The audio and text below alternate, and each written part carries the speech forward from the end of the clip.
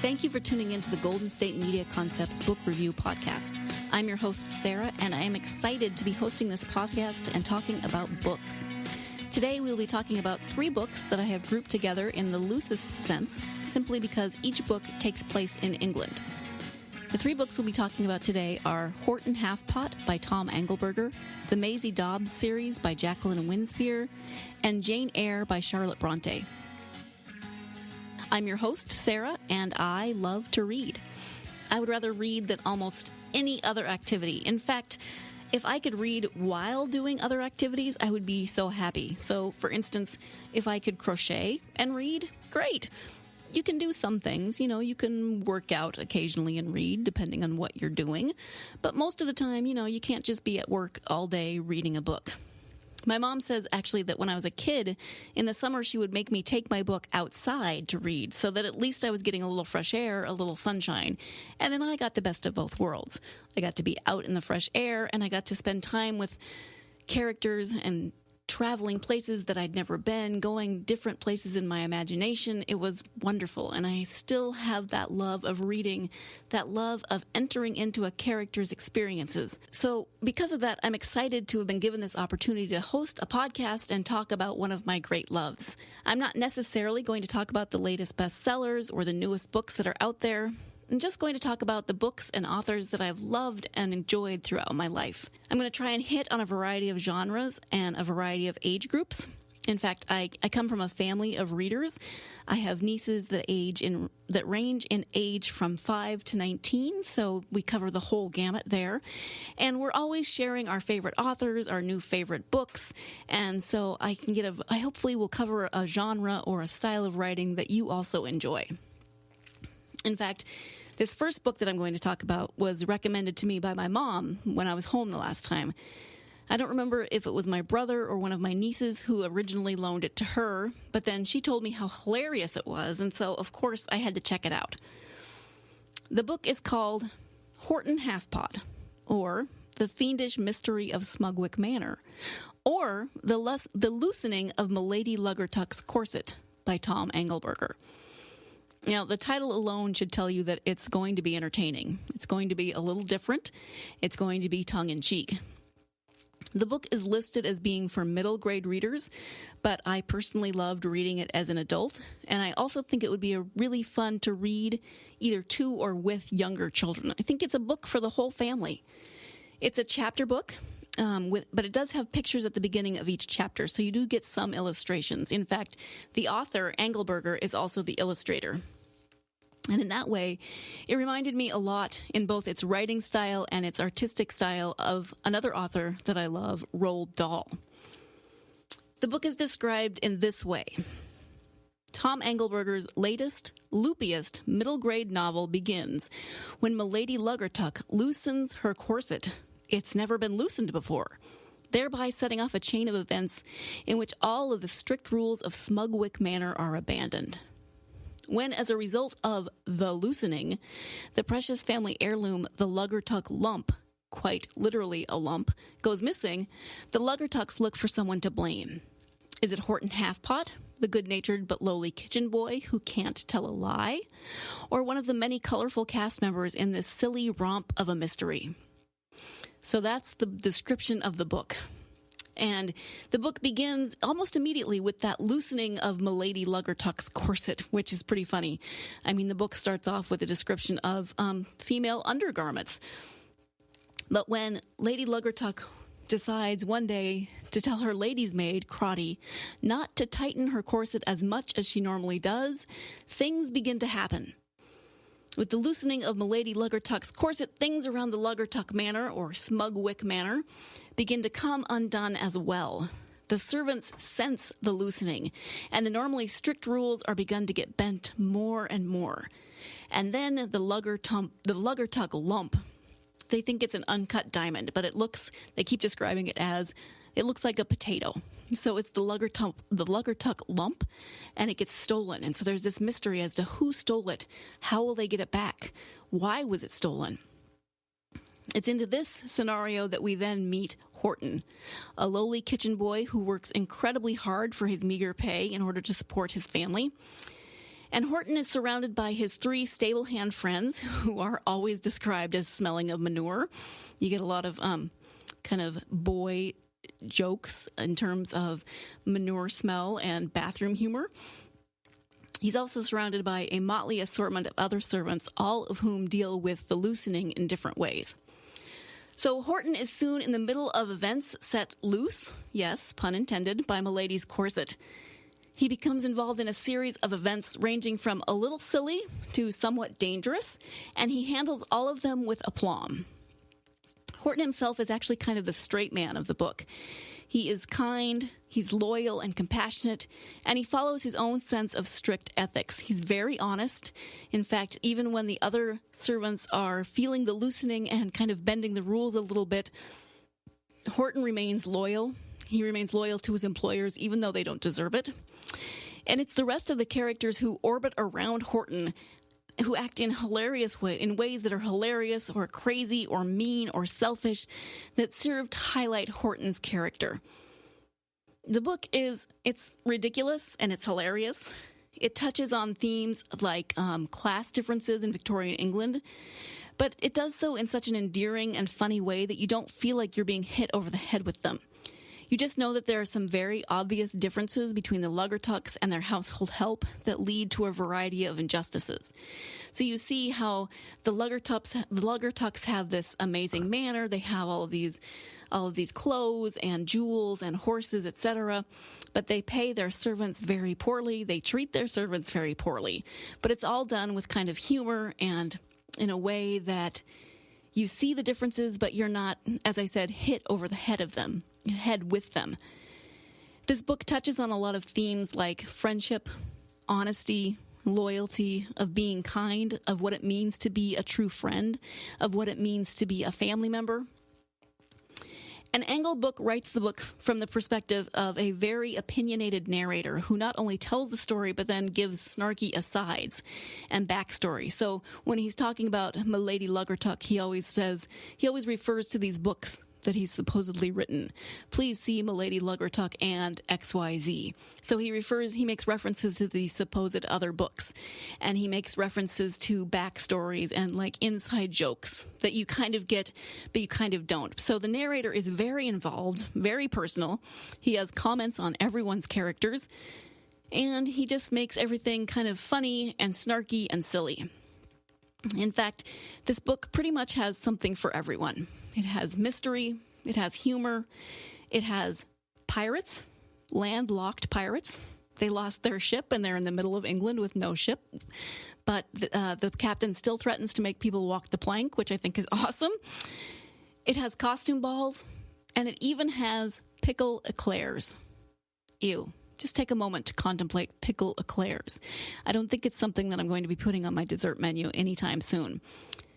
And so as you contemplate pickle eclairs, we are going to take a quick break. And when we come back, we'll be talking about a series of books about a British woman named Maisie Dobbs.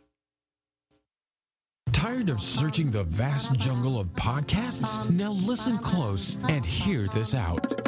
There's a podcast network that covers just about everything that you've been searching. Hey! The Golden State Media Concepts Podcast Network is here. Nothing less than a podcast bliss with endless hours of podcast coverage. From news, sports, music, fashion, cooking, entertainment, fantasy, football, and so much more. So stop lurking around and go straight out to the Golden State Media Concepts Podcast Network. Guaranteed to fill that podcast itch. Whatever it may be. Visit us at www.gsmcpodcast.com. Follow us on Facebook and Twitter, and download us on iTunes, SoundCloud, and Google Play.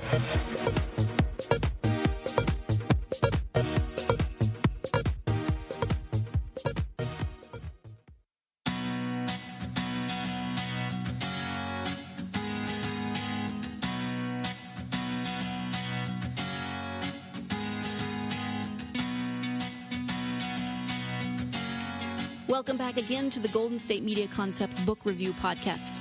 My next choice is actually a series of books rather than just one book. It's by author Jacqueline Winspear. The series begins actually following World War I, so we've moved ahead in time from where Horton Halfpott was in Victorian England. The books begin following World War I, and they follow a young woman named Maisie Dobbs. Actually, this series was recommended to me by a dear friend who also loves to read and who has excellent taste in books. I put out a plea one day on Facebook saying, I need something to read, I need something kind of light, not too heavy, something engaging, and she came through with the Maisie Dobbs series. And even better, it's a series, which means I get lots and lots of books, not just one. I haven't actually read the entire series yet. I've read the first few books. They're still coming out. The most recent one came out in March of this year. I think it's number 12. But I'm thoroughly enjoying them so far. And I'm happy that there are more to read because I have a hard time letting go of characters to which I've become attached. And I'm enjoying Maisie, and I'm really glad that I get more books in which to enjoy her. So this is according to the author's website. I'll tell you a little bit more about Maisie Dobbs. Maisie Dobbs, psychologist and investigator, began her working life at the age of 13 as a servant in a Belgravia mansion, only to be discovered reading in the library by her employer, Lady Rowan Compton. Fearing dismissal, Maisie is shocked when she discovers that her thirst for education is to be supported by Lady Rowan and a family friend, Dr. Maurice Blanche. But the Great War intervenes in Maisie's plans, and soon after commencement of her studies at Girton College, Cambridge, Maisie enlists for nursing service overseas. So, in this brief description, you get a lot of information. You understand that Maisie starts her life as a servant in employment to a Lord and Lady Compton. So we again have those class issues. But she's a servant who has a quest for knowledge. She has a keen mind, a keen curiosity. And so she starts sneaking into the library to read all of the books when she's off duty. And, of course, in the course of books, she gets caught. But it turns out that Lady Compton is a huge proponent of women's rights. She's a huge proponent of education.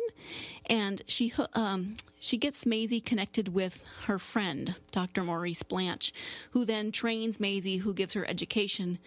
She's still doing her normal household chores, but she's also working with Dr. Blanche. And she gets accepted into Girton College, Cambridge. But then World War I breaks out.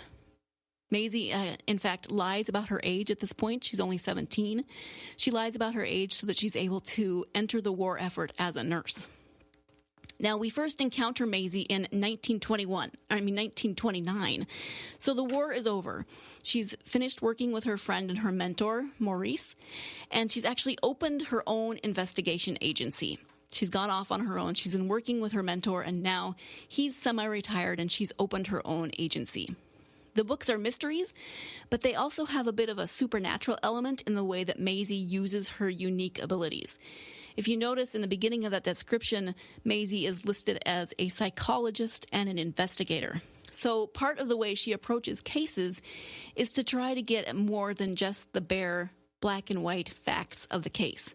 She is just as interested in the people in the cases, the feelings that those people have, the circumstances that led up to the case, what people are feeling, how they're reacting, how being involved in the case closing might help them, heal them, etc. In fact, she tries to help and heal people just as much as she tries to solve the more tangible issues of the case that they've hired her for. And Maisie is actually also very in tune with the spiritual world. She isn't psychic per se. Notice that she's listed as a psychologist, not a psychic. But she is aware that there are things in life that aren't explained by straight science. As part of her studies, she studied meditation. She studied meditation techniques. She's very in tune to the world around her. She follows facts, and she's very concise in the way that she follows a case. But she also is very aware of her own instincts, of her gut instincts, and where those instincts are leading her in the investigation. She's very aware of things like coincidence and how things tie together and why she's being led down a certain path at a certain point in her life. And so why I love these books is because Maisie as a character is interesting, she's relatable, and she's an imperfect heroine, which I always appreciate. I don't always agree with everything she thinks or feels or does, which, is good because who wants perfect agreement all of the time? But I love that she is fiercely dedicated to her job, she's loyal to her friends and her family, and she's pretty awesome in terms of a woman in her time. So as I mentioned, the series starts in 1929 and then moves into the 30s. It possibly goes further. I mean, as I said, I haven't read them all, and I haven't looked ahead because I don't want spoilers. I will never give you spoilers, and I hope that I don't get spoilers either. So at this point, we know that women had been involved in the war effort, both at home and abroad. Maisie herself was in France as a nurse, but we know that many women worked at home, doing the jobs left by the men when they went overseas, when they were deployed. But then after the war, when the men came home, the women, of course, were expected to quit working and become wives and mothers. But Maisie defies these conventions. She's almost 30 and single. I know. She owns her own business, and it's a business that is in a realm traditionally defined by men, but she is in there. She's kicking butt. She's taking names. And I also love the series because I'm getting to read about a period that I don't necessarily know a lot about. So it's after World War I. It's getting into the economic depression. When I think of the 30s, I think of the depression here in the U.S. because, of course, that's where I live, and that's what I studied in school more. So I'm fascinated into this glimpse into pre-British life, or So I'm fascinated by this glimpse into British life post-World War I, and then moving into this time as the economy is starting on a downturn in Europe. We begin to see the rise of Hitler's party in Germany, so I'm interested to see it from a different point of view. Maisie, as a character, is complex. She's constantly growing.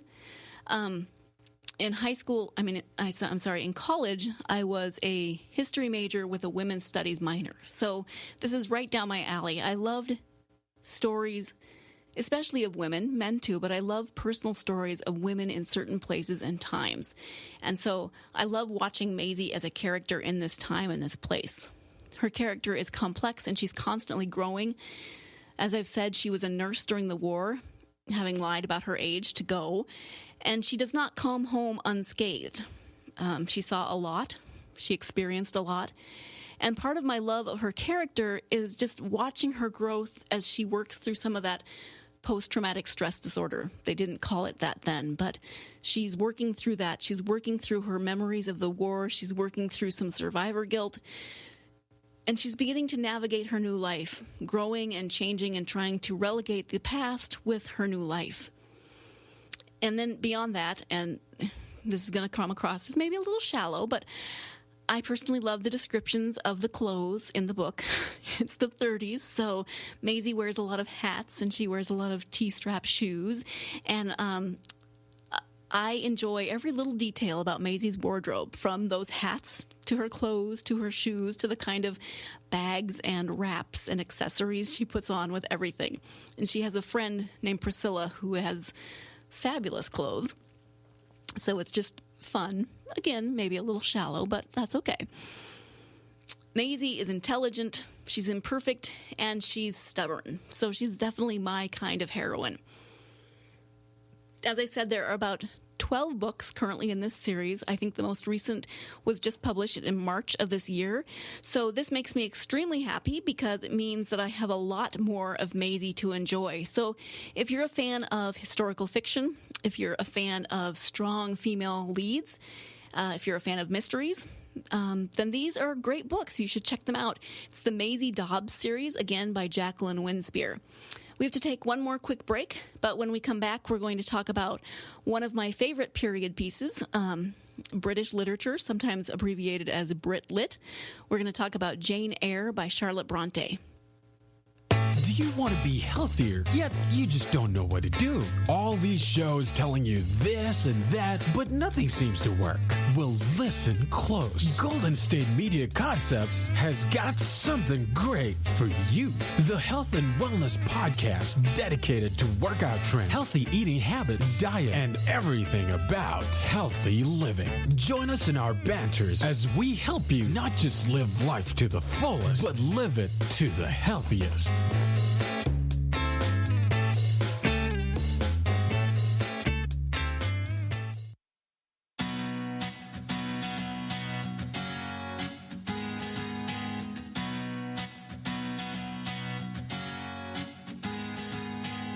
Welcome back to the Golden State Media Concepts Book Review Podcast.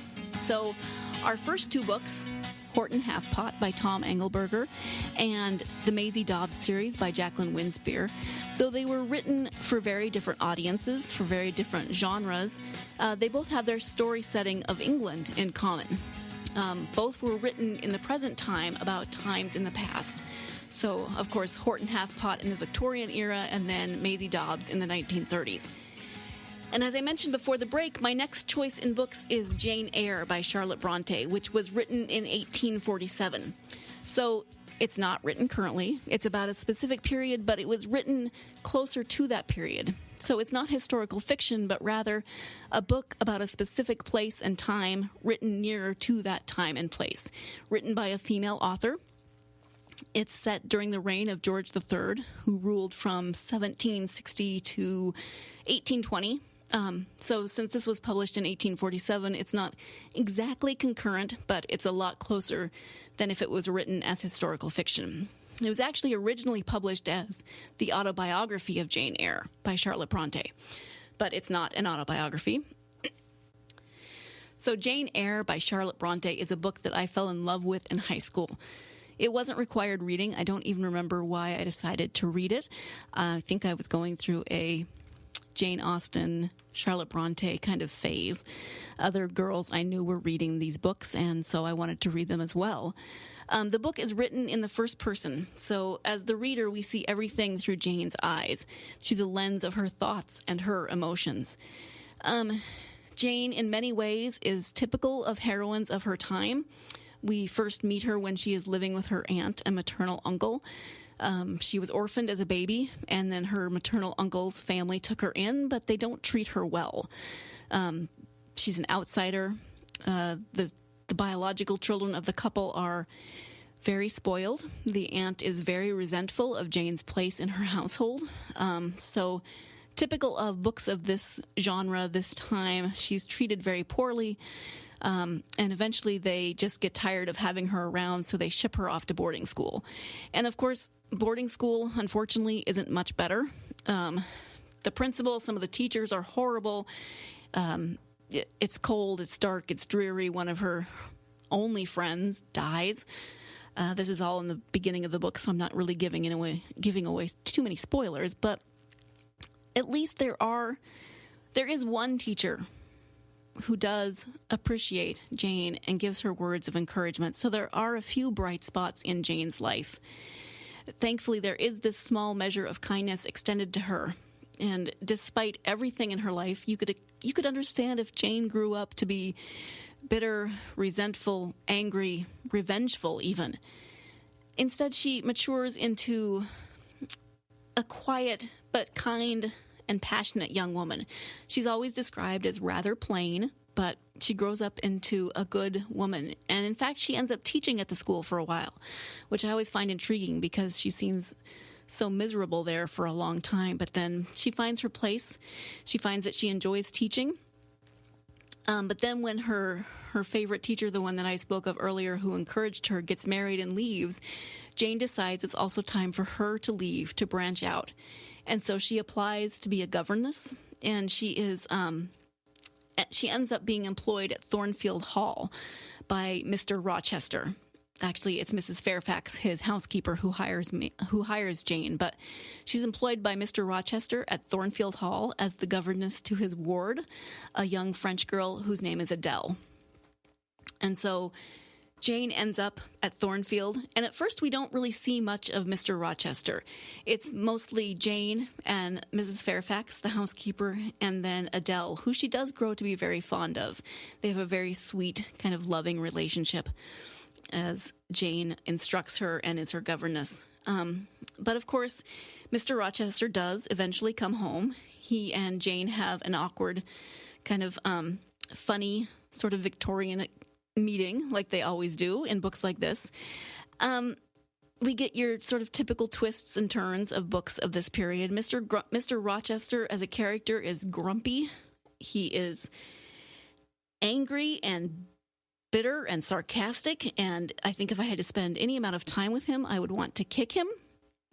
But we find out through the course of the book why he is the way he is. And if you've read the book, then you know.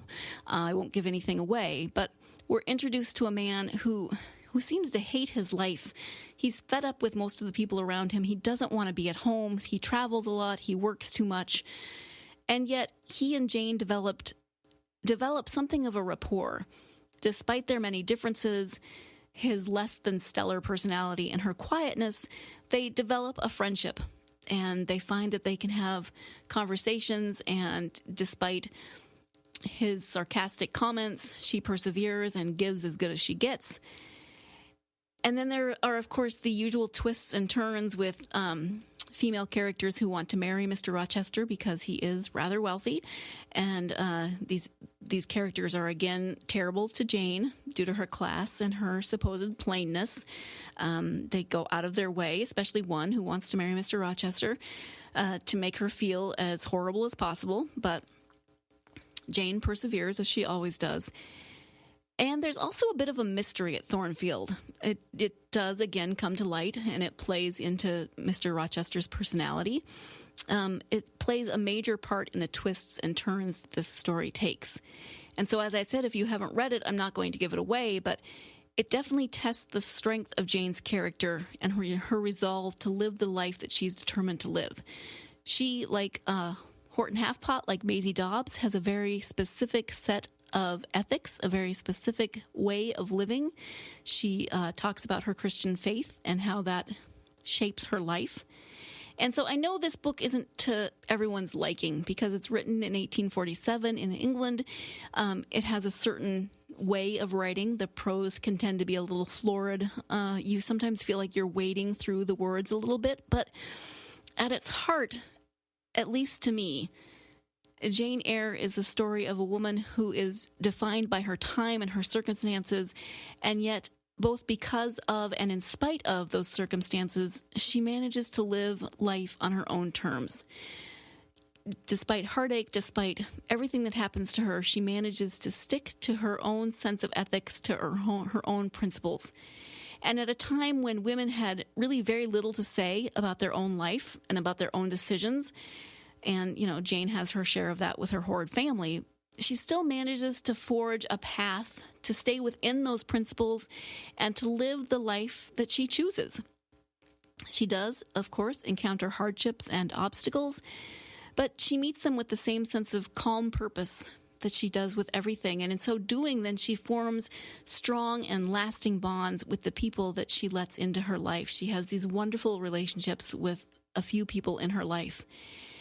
And like the writing style, I don't think Jane and Rochester are going to be characters that are to everyone's taste. Jane is fairly quiet, fairly unassuming. Rochester is that grumpy, brooding, generally unlikable character. And yet, I actually kind of love them because they are flawed.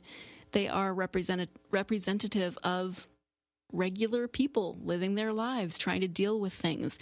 We aren't always perfect. We're quiet, we're grumpy, we're sarcastic. And the book then touches on ideals about love and passion.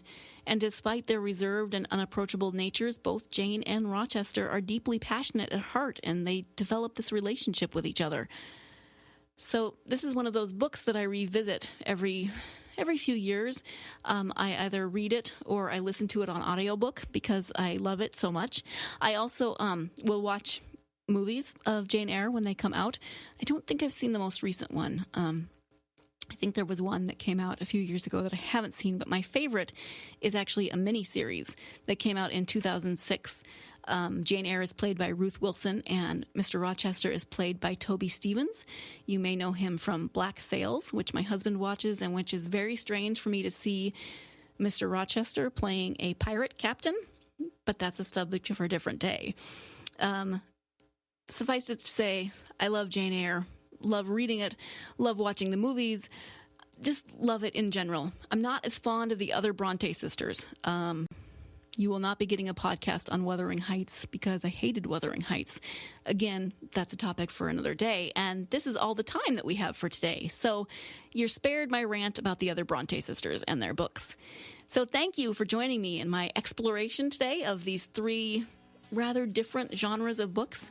I hope you had as much fun as I did. I hope you weren't quite as nervous and terrified as I was on my first podcast. Hopefully you weren't just listening, but don't forget that you can subscribe to this podcast on iTunes and learn more about the GSMC Podcast Network at www.gsmcpodcast.com. You can follow us on Facebook and on Twitter. And I hope you will join me again next week as we discuss more books. And in the meantime, you yourself should go get lost in a good book. Thank you.